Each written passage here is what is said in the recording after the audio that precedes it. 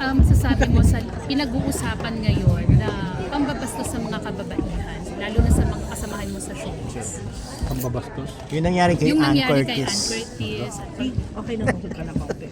Thank you so much. Ano yung reaction mo about that? Ano yung reaction mo? Sige. Sa pananamit daw ng babae, kailangan daw. Kaya nababastos dahil sa pananamit. Hindi ako ready dito. Ano personal take mo? Siyempre may asawa ka na, di ba? Anong take Pero mo? hindi maganda. Hindi maganda na nababastos sa mga babae. Lalo na sa kahit anong form. Hindi lang naman dahil may asawa na ako o yung mga kapatid kong babae. Kailangan natin, hindi lang naman babae, lahat ng klase ng, di ba? Lahat ng tao sa paligid mo sa mundo, kailangan nila respeto. Pero kung kay Rhea nangyari yun, ano yung posibleng magawa mo? Dali. Kung kay Rhea yung parang siya yung Pambabastos. sinabihang pinagpantasyahan, yung nakarinig ka ng mga ganong nag-init sa asawa mo, ano bilang reaksyon ng isang asawa? Ka na lang, ha? Ito ka na lang. Ito ka na lang. O saan yun? Sino nagsabi? I don't think may gagawa sa akin. Perfect talaga. Confident. Well, depende. Depende sa sitwasyon, di ba? Kung talagang mali, magre-react ka rin, di ba? Kung depende sa sitwasyon. Mahirap magsalita nang wala ka naman sa posisyon na yun.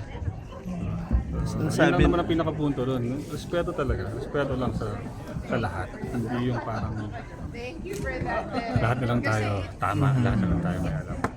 Lalo sa mundo ngayon, mas marami ng mali kaysa sa tama sa mga napapanood natin.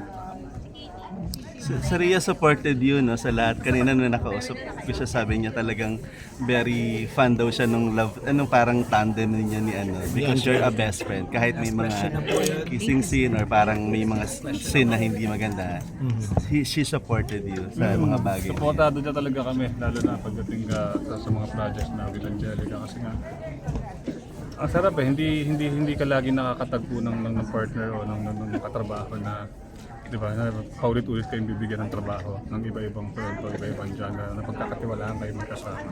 So, napakaswerte ko na meron akong ganun na asawa na nandiyan si Rhea na hindi siya nagiging kumbaga hadlang sa mga gusto kong gawin, lalo na pagdating sa career, at nandun pa siya nakasuporta. Kaya ang sarap, ang ganang trabaho, mas napapaganda mo, mas nag-grow ka as an actor. So, walang pigil, walang stress. Pero bilang tatay ka mo sa kanang ngayon, King Adan, yung mga nabago sa'yo.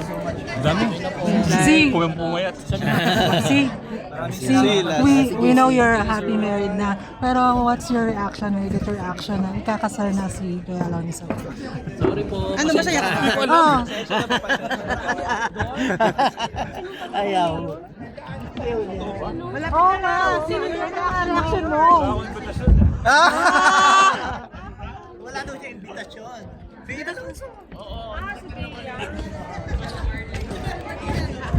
Grabe naman.